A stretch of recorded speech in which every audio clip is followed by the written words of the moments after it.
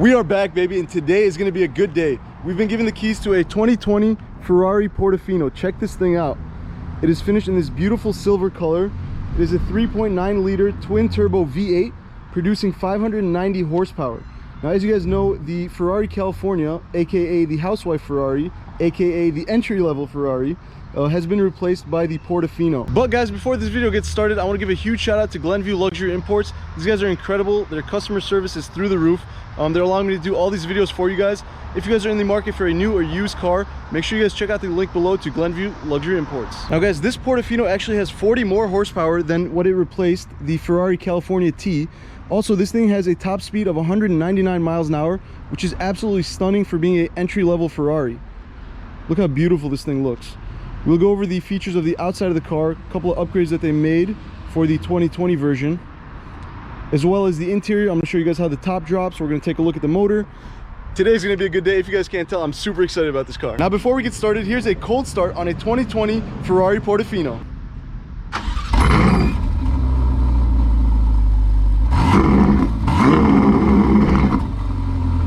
Now let's jump inside. I want to show you guys some incredible features of this beautiful V8 Ferrari. So now that we're in the Ferrari, the first thing you'll notice is this thing has 4 windows. So there's 2 on this side, and then one here, so 4 in total. But if you look, to put the windows down, you only get 2 options. Now I'm going to show you guys how that works. So the way this works is you press the button down a single time, and the window goes down as you'd expect. But in order to get that second window down, you press the same button again, and the second window goes down. So you have 1 button for 2 windows. It's the same thing on the driver's side, so check this thing out. Window, this one goes down, button again, other window goes down. So in order to operate the windows, the 4 windows, you only have 2 buttons. How weird is that? Now that actually reminds me of how the Volkswagen ID4 works. A few weeks ago I did a video comparing the Tesla Model 3 and the Volkswagen ID4, and it's the same thing, but the ID4 has 2 buttons as well. 2 for the passenger and driver, and then if you want to close the back windows, there's a button that says back. You press it, then you operate the same exact buttons to lower the back windows. So I think that's kind of cool. There's a resemblance of a Volkswagen and a Ferrari. Kind of weird. Now here's a cool fact I bet you didn't know. This car replaced the Ferrari California T, correct? Now if you guys pay attention to the California license plate and the font that they use, is actually the same font used in the Portofino as well as the California. So the Portofino has a badge on the dash of the passenger seat as well as the floor mat down there, which I think is pretty cool. The F in California and Portofino are the exact same, which I think is pretty cool. Now people say Ferraris aren't really Ferraris if they aren't red, so obviously the key fob for the Portofino is red. Now an interesting fact is Ferrari made a little spot here, a bed if you will, for your Ferrari key, just so that you can always remember that you're driving a Ferrari down the road. How cool is that? It fits perfectly in there, made for the key. It's all suede, so it keeps your key nice and safe. And again, you could just always remind yourself that you're driving in your beautiful Ferrari Portofino. Now when I jumped in the Portofino for the first time, I came to press the stop start button that is traditionally right here, and it was nowhere to be found, but I did notice this little window. Look how cool this is. When you pop this off, there's a stop start button right there, but then you also get one on the steering wheel right here, this red one. Now here's what I found out that I read in the owner's manual. The one underneath the steering wheel is used only if this red one on the steering wheel is not working. So what you do is you take the key, take your Ferrari key out of its bed, be perfectly straight right here, and then you press the key, the stop start button on the steering wheel. So this button down here doesn't actually start the car. It's just a proxy that you put the key near, and then you press the stop start button. Now this button actually stops the car. This button here can turn the car off, but it cannot start it. That button is there only to help start the car if the red one on the steering wheel does not work, which I think is kind of a weird feature, but Ferrari decided to put it in there. Now on most traditional cars, in order to adjust the seat, forward, back, up, down, there's usually a button on the side of the driver's seat right here. Now Ferrari did something cool. They have the traditional forward and back buttons there, but these seats got so complicated and they have so many features that Ferrari couldn't put like 10,000 buttons down there to adjust all the bolsters and things like that. So check out what happens when you press the little button on the side. Press the button and you get a plethora of seat adjustments. Check this out. There's so many different bolsters you can mess with here. Thigh bolsters, side bolsters, lumbar boosters, whatever you need can be found here. And again, I thought it was interesting that Ferrari seats got so complicated and have so many adjustments that you can make that they couldn't fit all the buttons there. So they decided to press one button and then dispatch the commands here to the infotainment center. Now here's a pretty cool feature that I think a lot of Ferrari owners didn't know about. Check this out. So in order to start the car, foot on the brake, fires right up. So after about 6 minutes of idling, this little screen on the left here will pop up with a timer that'll actually shut the car off in case the owner forgot it running. Now I don't know who would forget their supercar Ferrari running in their driveway, but Ferrari decided to add that feature because I guess it was a concern. Now here's a pretty cool feature that can be found in the trunk of the Portofino. Check this out. If you pop the trunk right here, as you guys can see, it is a pretty big trunk, but this car is a convertible, so the hardtop actually folds back and sits in the trunk. But check this out. This is the amount of cargo space you get and still be able to put the top down. Now, if you want a little bit more space, this little piece can actually lift up and get out of the way a little bit, so you get a little bit more trunk space. However, when this piece goes up, you actually are not allowed to put the top down because it'll have nowhere to sit in the trunk.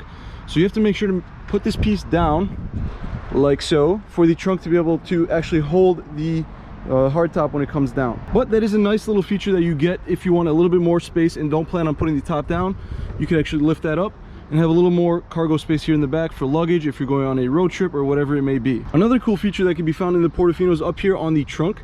It comes with a plaque that tells you all the features and specs of this exact car, as well as the codes from Ferrari, so you know exactly what options this car has. It's got the serial number, the make and model, and a QR code that you could scan and pull up all this information. How cool is that? Another pretty cool feature that can be found in the Portofino is right here. If you lift this tab up, you actually get your own Ferrari toolkit if you find yourself in an unfortunate situation and you need to do a little bit of roadside maintenance. But check out how cool this is. You even get your own Ferrari gloves. How cool is that? So you don't have to get your hands dirty while you're doing work on the side of the road on your Portofino. Now, since this is a Portofino, you actually get 4 seats. Obviously the driver, passenger. We also get these tiny itty bitty back seats that'll fit no human being. Look at that leg room. But I'm gonna show you guys how to drop the top on this thing, and I'm actually gonna try and sit back there and see if a full-size 6-foot human can actually fit back there.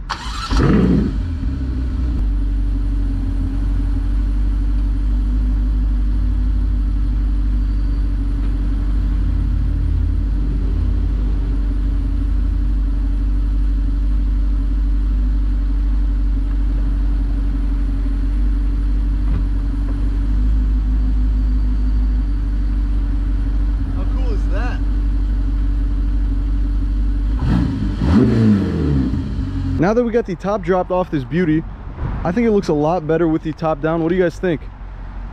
The hard top look is the way to go. I'm not a huge fan of the soft top, but this thing looks very nice like this.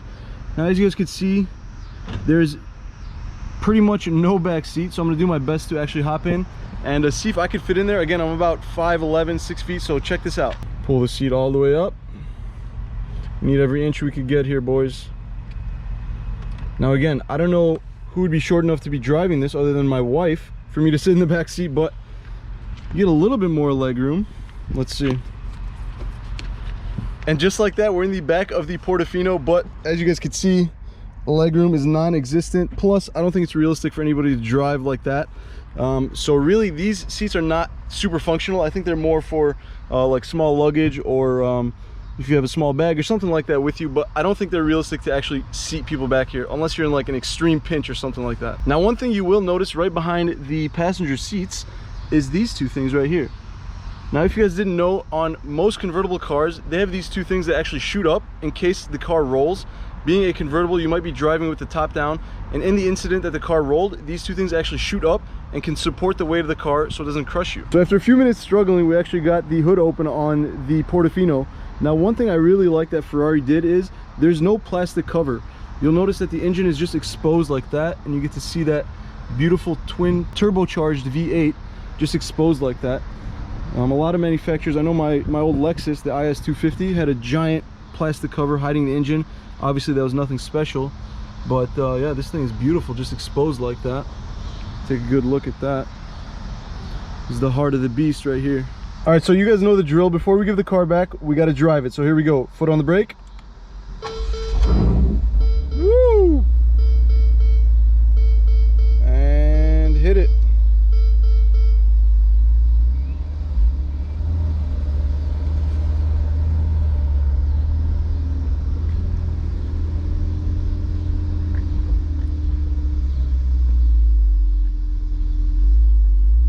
And just like that, we could say we've driven a Ferrari Portofino, boys. So there it is, guys. I hope you enjoyed this quick video on this beautiful Ferrari Portofino. Again, this car is for sale here at Glenview Luxury Imports.